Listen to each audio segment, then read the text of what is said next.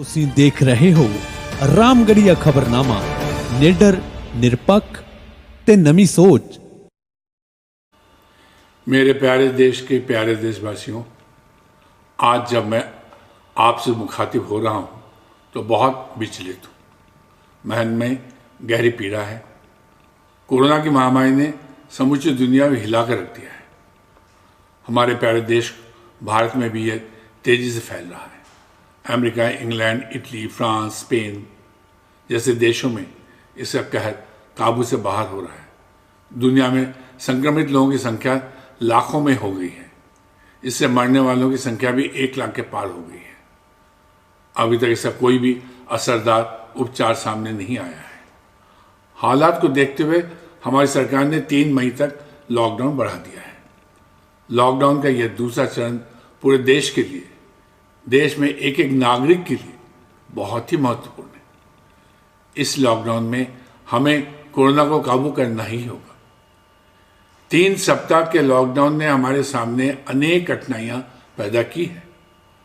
हमारा सामाजिक जीवन रुक गया है, हमारा आना जाना रुक गया है, उद्योग व्यापार बंद हो गए हैं, लोगों के सामने रोजी रोटी का संकट पैदा हुआ है, कमजोर वर्गों पर भारी मार पड़ रही है। लेकिन मनुष्य का जीवन इन सबसे बड़ा है। जान है तो जहान है।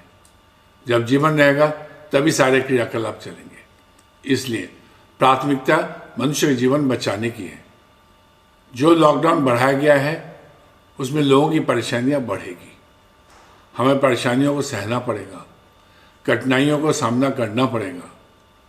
जिंदगी बचाने के लिए इन कठिनाइयों को सहना ही एकमात्र उपाय है। हमारे पास कोई दूसरा रास्ता नहीं है। ये भी कहा जा रहा है कि अगर लॉकडाउन लागू नहीं करते तो हमारे यहाँ हालत बहुत ही बुरे होते। हम सबको ये समझना होगा कि कोरोना के विरुद्ध लड़ाई सिर्फ सरकार की लड़ाई नहीं है, ये संपूर्ण मनुष्य जाति की लड़ाई है। मनुष्य जाति के हर सदस्य की लड़ाई है।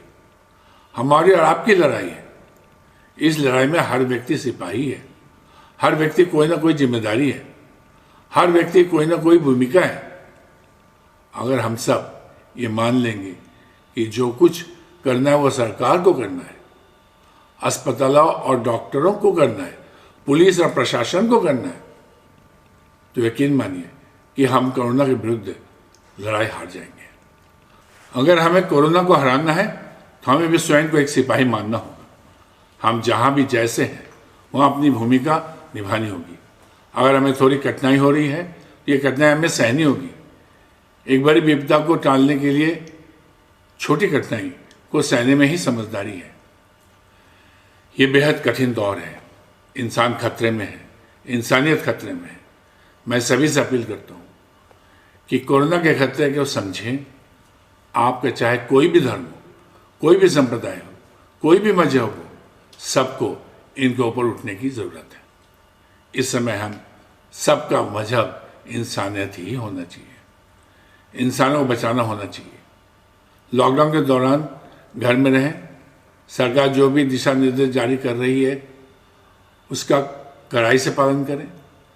डॉक्टर, नर्स, पुलिस प्रशासन के लोग आगे रहकर कोरोना से लड़ रहे हैं। ये हमारे जीवन बचाने के लिए अपना जीवन दांव पर लगा रहे हैं। इन लोगों साथ दें, तन मन धन से साथ दें। हम सोशल डिस्टेंसिंग का पालन करें, लेकिन इमोशनल डिस्टेंसिंग ना होने दें। टेलीफोन एवं इंटरनेट के जरिए अपनों से संपर्क बनाए रखें। भावनाएं बहुत बड़ा संबल होती है। हम सारे देशवासी भावनात्मकता के साथ एक दूसरे से जुड़े रहें, एक दूसरे के दुख दर्द को समझें और एक दूसरे के मददगार बनने की कोशिश करें। इसी में हम सबकी सुरक्षा है और इसी में हम सबकी भलाई है। जब हम कोरोना को हरा देंगे तो जिंदगी नई शुरुआत करेंगे। सब मिलजुल कर एक दूसरे का साथ देंगे और पहले से भी मजबूत भारत का निर्माण करेंगे। जय भारत, जय मानवता। आपका हितैषी। सारा प्रणाम।